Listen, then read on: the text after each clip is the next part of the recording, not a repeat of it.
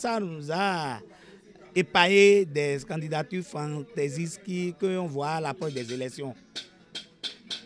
Et ça nous a permis de conscientiser l'administration béninoise.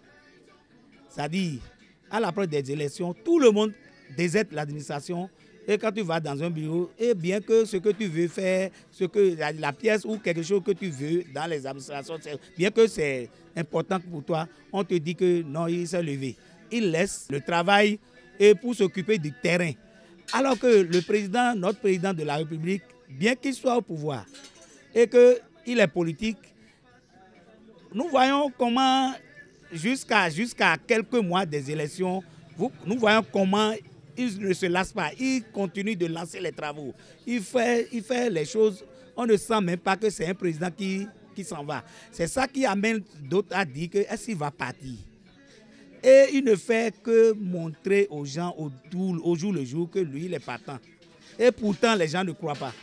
Ça nous a amené beaucoup de choses. Ça a fait que l'argent des mécènes, c'est-à-dire les gens qui ont un peu d'argent, au lieu de s'occuper d'autres choses, ils amènent l'argent dans la politique parce qu'ils savent que quand ils vont amener l'argent, que ce n'est plus, en ce moment-là, ce n'est pas l'affaire des partis politiques, c'est l'affaire des individus.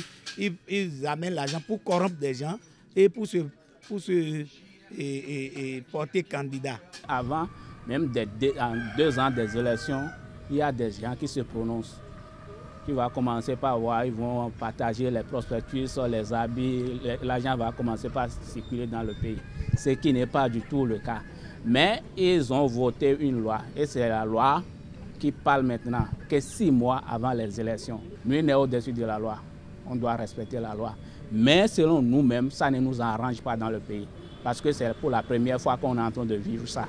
Ça ne nous arrange pas. Les partis politiques travaillent, leur staff travaille. Donc ils sont en train de présenter, de préparer déjà les candidatures. Donc ce qu'on observait avant, c'est un peu changé.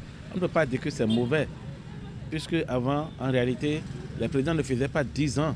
Ils font à peine 9 ans au pouvoir. Et la dernière année, on prend ça là pour la politique.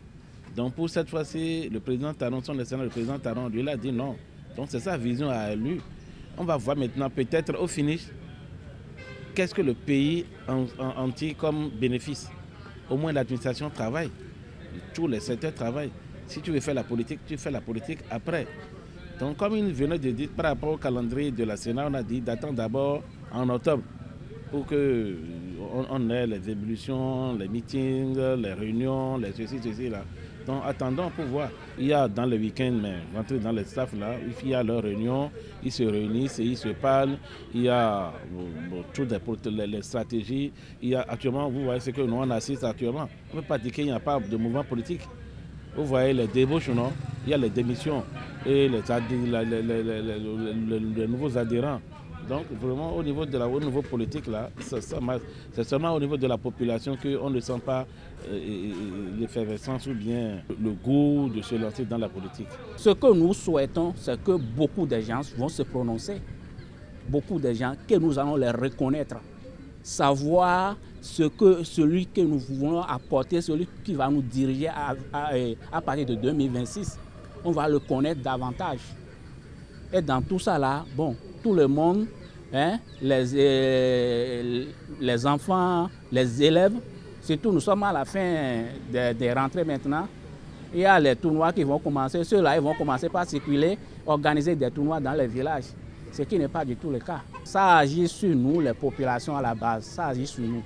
Aujourd'hui, il y a de nouveaux chantiers qui se lancent. C'est comme s'il veut finir les 10 ans résolument au pouvoir. Donc, on va lui concéder ça. Si c'est bon, prochainement, nous pourrons demander à son successeur aussi d'adopter de pareilles choses-là. Sinon, voilà qu'il y a aussi les élections générales. On ne peut pas dire chaque année, 2 ans, faire élection et ne pas travailler.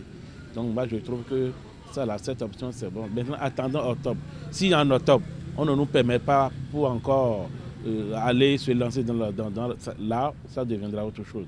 Là, on va voir que ce n'est plus alors le travail ou bien travailler qui interdit ça. Donc peut-être il y a d'autres intentions. derrière.